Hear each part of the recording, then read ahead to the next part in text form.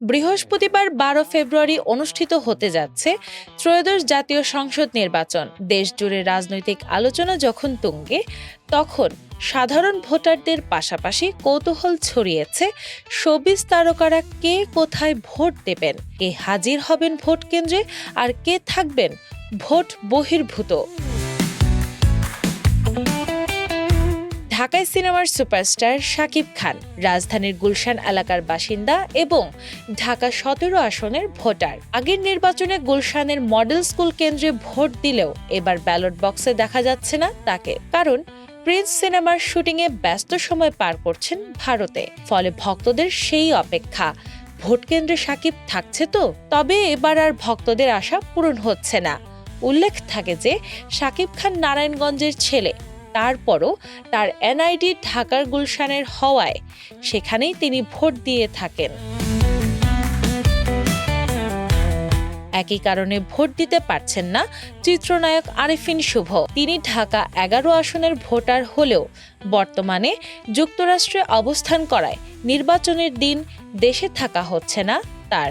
তবে সব তারকায় যে ভোট দিচ্ছেন না তা নয়। চিত্রনায়ক সিয়াম আহমেদ রাজারবাগ এলাকায় বসবাস করেন এবং ঢাকা ১৯ আসনের ভোটার হিসেবে ভোট দেওয়ার প্রস্তুতি নিচ্ছেন। অভিনেতা মিশা সওদাগর ঢাকা ১৮ আসন এবং চঞ্চল চৌধুরী ঢাকা ৮ আসনের ভোটার হিসেবে ভোট দিতে যাবেন বলে জানা গেছে।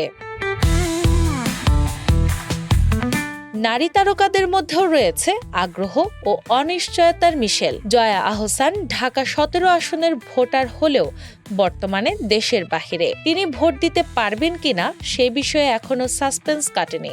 অন্যদিকে অপু বিশ্বাস ঢাকা ১১ আসন এবং পূর্ণিমা নিকুঞ্জ এলাকায় বসবাস করায় ঢাকা ১৮ আসন ভোট দেওয়ার কথা রয়েছে। এছাড়া মেহজাবিন চৌধুরী ঢাকা ১১ এবং শবনম ফারিয়া ঢাকা ৮ আসনের ভোটার।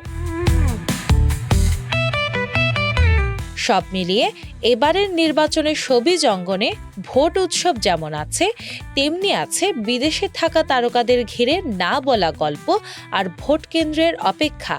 কে আসবেন আর কে থাকছেন ভোটবিহীন, সেটাই এখন দেখার অপেক্ষা। দিনা ইসলাম, বাংলা বাজার পত্রিকা।